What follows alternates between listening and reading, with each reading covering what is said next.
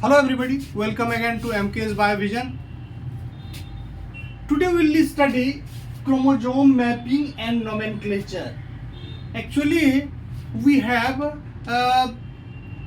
uploaded some video on chromosome mapping earlier also. So I will give link of those videos in the current video. Let us see what is chromosome mapping.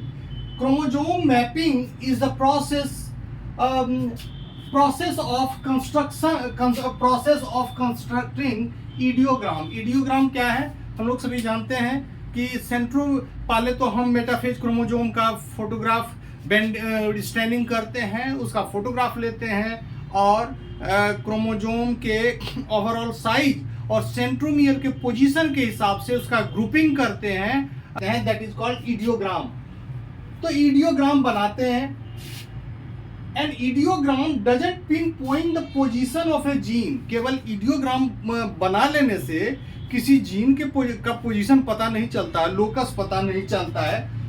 उस पर हमें bands और interbands दिखते हैं, dark light bands दिखते हैं, लेकिन कैसे हम उसका इस्तेमाल करें, what are the techniques we should use to pinpoint a particular locus on a chromosome, that particular idea was given by International System of Cytogenetic Nomenclature, ISCN. ISCN for the first time provided the method of naming locus. किसी locus को कैसे name किया जाए, कैसे उसको particular एक address दिया जाए, इसके लिए सबसे पहले ISCN ने ही रूल दिए हैं और उस रूल्स के मुताबिक हमको फॉलोइंग इंफॉर्मेशन चाहिए. 5 इंफॉर्मेशन चाहिए किसी पर्टिकुलर लोकस को आइडेंटिफाई करने के लिए किसी इडियोग्राम में. वो कौन कौन सा है? क्रोमोजोम नंबर, आर्म सिंबल, ये भी पता चल जाता है, P और Q आर्म. मान लीजिए ये एक मेटासेंट्रिक क्रोमोजोम है जिसके दोनों आर्म बराबर है. अब किसको हम P कहें और किसको Q कहें, तो कन्वेंशन के तहत मान लीजिए इस जीन बियरिंग आर्म को हम P कहते हैं तो ये वाला Q हो जाएगा.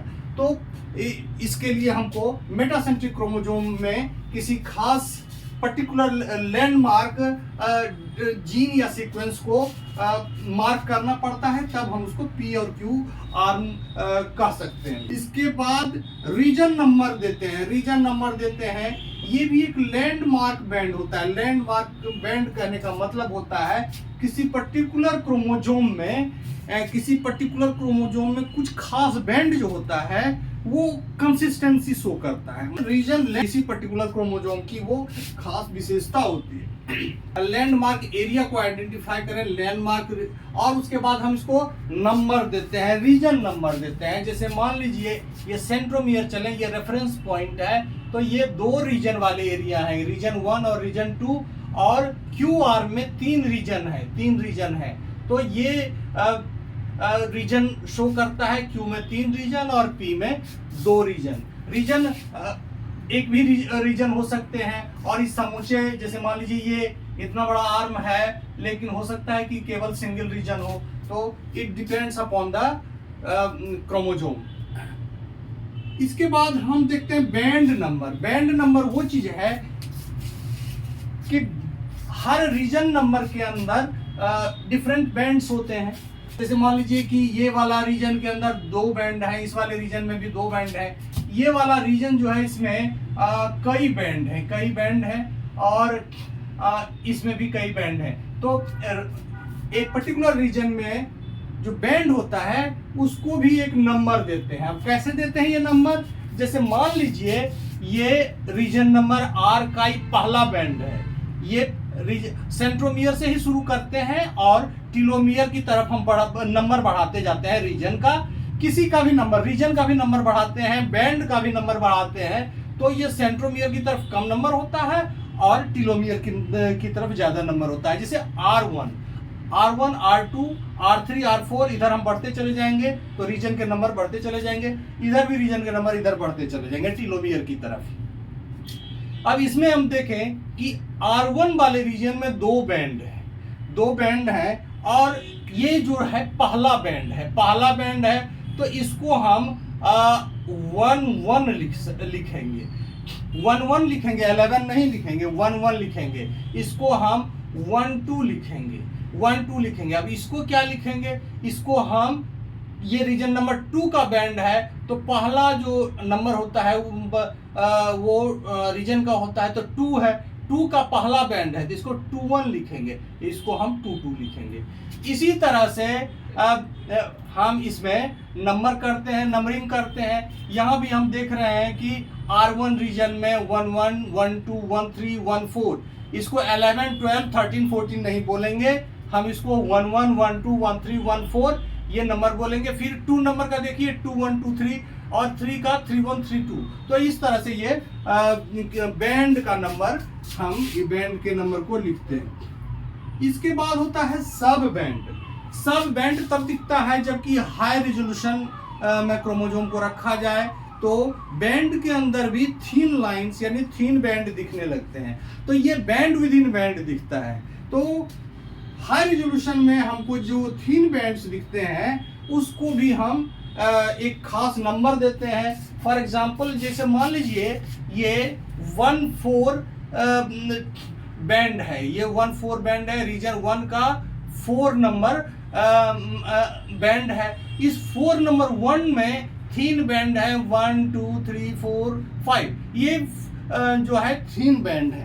तो थीन बैंड रीजन, ये बैंड नंबर 4 में, बैंड नंबर 4 के अंदर 5 सब बैंड है, सब बैंड है, यानी कि बैंड विद इन बैंड है, तो सब बैंड है। जैसे मान लीजिए इसमें ये, इसको हमको लिखना है, इसको कैसे लिखेंगे, इसको लिखेंगे रीजन, पहले नंबर देंगे रीजन 1, इसके बाद ये बैंड नंबर कौन सा है, बैंड नंबर है 4, और बैंड विद इन बैंड यानी कि सब बैंड कौन सा है, इसमें पॉइंट डाल के लिखेंगे .2, 14.2।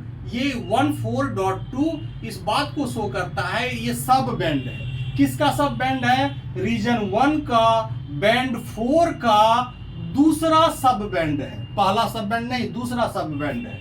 ठीक है, अब इसको समझने के लिए हम एक सिंप्लीफाइड डायग्राम बनाते हैं इसी क्रोमोसोम का। ये सेंट्रोमियर है, देखिए इसमें ये जो R1 है, R2 है, R1, R2, और इसके अंदर ये जो है बैंड नंबर है, बैंड 11, 12 और 22, बैंड 11, 12, 1 और 22।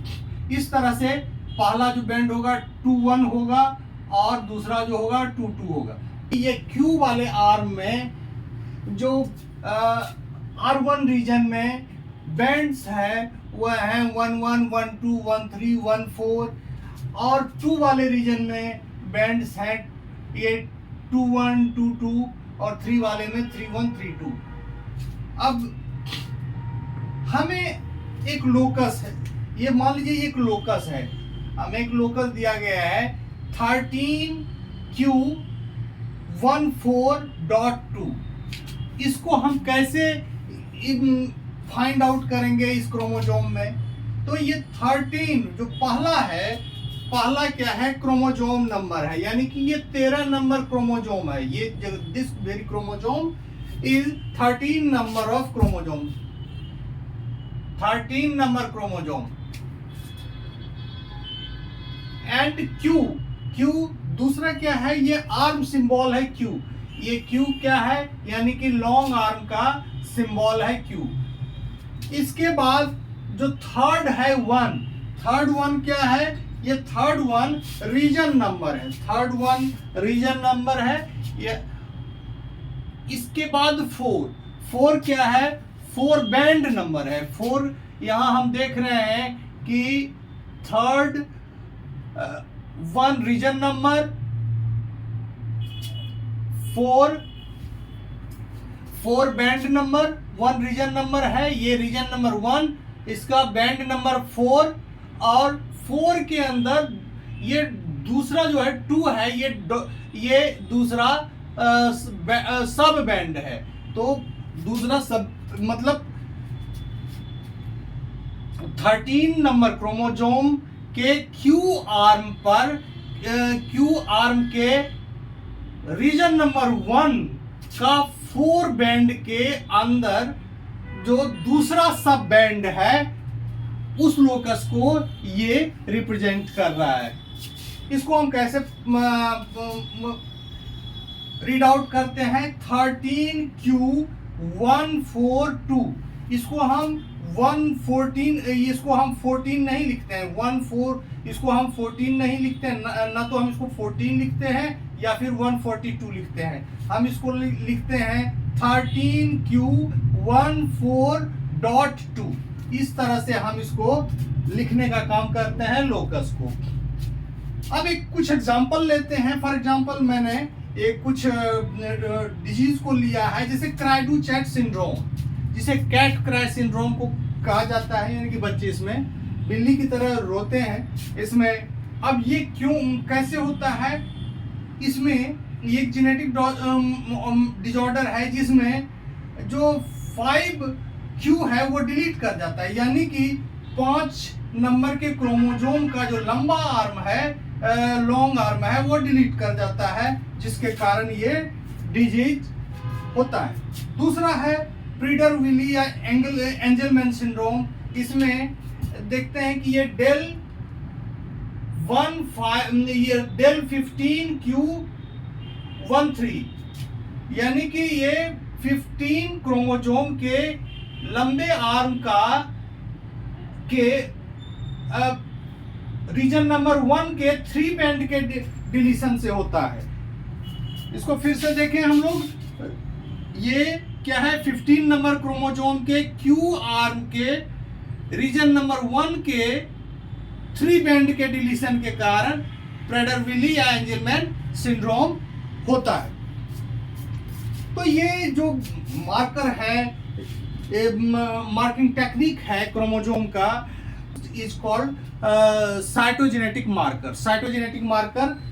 अब ये इससे मॉलिक्यूलर मार्कर को हम जोड़ते हैं। एक्चुअली ये जो डाटा है, ये जो मार्कर है, ये एक वैल्यूबल डाटा प्रोवाइड करता है, किया है हमारे ह्यूमन जीनोम प्रोजेक्ट के लिए, क्योंकि ह्यूमन जीनोम प्रोजेक्ट में कंप्लीट डीएनए का सीक्वेंसिंग किया गया।